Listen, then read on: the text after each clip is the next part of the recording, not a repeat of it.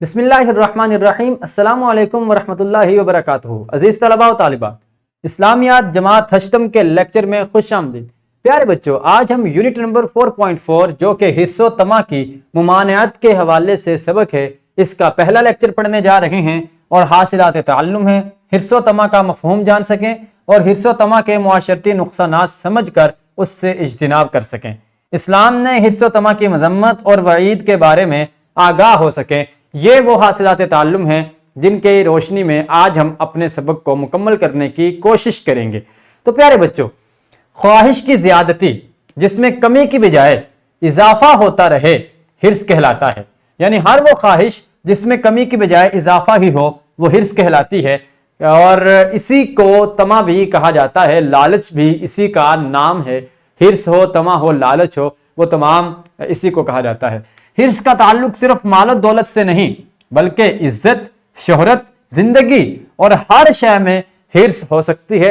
ہر شے میں لالچ ہو سکتی ہے۔ کسی کی شہرت کو دیکھیں تو آپ بھی شہرت کے لالچی بن جائیں۔ کسی کی عزت کو دیکھ کر انسان کے دل میں عزت کی حرص آ سکتی ہے۔ صرف دولت کے حرص نہیں ہوتی بلکہ ان تمام چیزوں کی بھی حرص انسان میں ہو سکتی ہے، اور اسے حرص اور طمع کہا جاتا ہے۔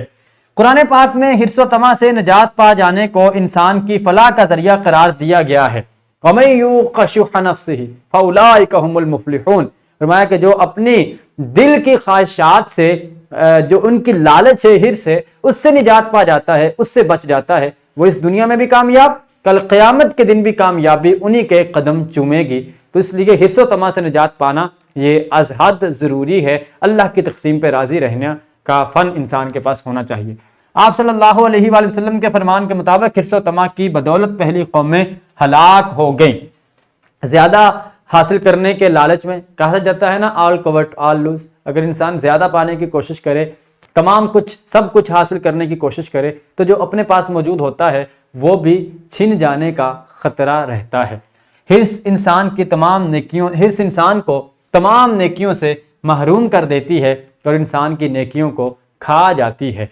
تو یہ تھا حرص اور اس کی طمع کی مذمت اور ان کی ممانعت کے بارے میں چند بنیادی کلمات جو آپ کے سامنے پیش کیے گئے۔ آئیے اب ہم کتاب کی جانب بڑھتے ہیں اور کتاب سے حرص کا لغوی و اصطلاحی معنی اور حرص و طمع کی مذمت کے بارے میں ان اقتباسات کا مطالعہ کرتے ہیں۔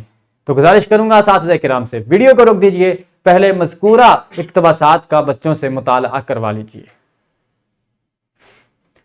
خوش آمدید۔ یقیناً آپ بچوں نے ان اقتباسات کا مطالعہ کیا ہوگا اور آپ نے حرص و طمع کے معنی و مفہوم کے ساتھ ساتھ ان کی مذمت کے بارے میں قرآنی آیات اور احادیث نبوی صلی اللہ علیہ وآلہ وسلم کو سمجھنے کی کوشش کی ہوگی۔ پیارے بچوں، آج کا ہمارا اس لیکچر کا گھر کا کام آپ بچوں کے لیے یہ ہے کہ حرص و طمع کی مذمت سے متعلق 2 قرآنی آیات اور 2 مستند احادیث، سبق میں بیان کردہ احادیث اور آیات کے علاوہ تلاش کر کے اسلامیات کی کاپی میں تحریر کریں۔ آپ نے جو سبق میں بیان کی گئی آیات یا احادیث ہیں، ان کے علاوہ والدین کی مدد سے کوئی سی 2 قرآنی آیات یا احادیث تلاش کرنی ہے اور اسلامیات کی کاپی میں تحریر کرنی ہے۔ یہ آپ نے گھروں سے کام مکمل کر کے لانا ہے۔ آئیے اب ہم سبق کا اعادہ کر لیتے ہیں۔ پیارے بچوں، آج کے سبق سے ہم نے سیکھا خواہش کی زیادتی جس میں کمی کی بجائے اضافہ ہی ہوتا رہے حرص کہلاتی ہے۔ حرص کا تعلق صرف مال و دولت سے نہیں بلکہ حرص عزت، شہرت، زندگی اور ہر شے میں ہو سکتا ہے۔ قرآن پاک میں حرص و طمع سے نجات پا جانے کو انسان کی فلاح کا ذریعہ قرار دیا گیا ہے۔ آپ صلی اللہ علیہ وآلہ وسلم کے فرمان کے مطابق حرص و طمع کی بدولت پہلی قومیں ہلاک ہو گئیں، اور حرص کی وجہ سے انسان کی لالچ میں اضافہ ہوتا ہے اور زمین میں فساد بڑھنے کا، پھیلنے کا خطرہ ہمیشہ سے رہتا ہے۔ یہ تھیں وہ چند بنیادی باتیں جو ہم نے آج کے لیکچر سے اخذ کیں۔ اس کے ساتھ ہی مجھے اجازت دیجیے، آپ سے ملاقات ہوگی اگلے لیکچر میں۔ اللہ حافظ۔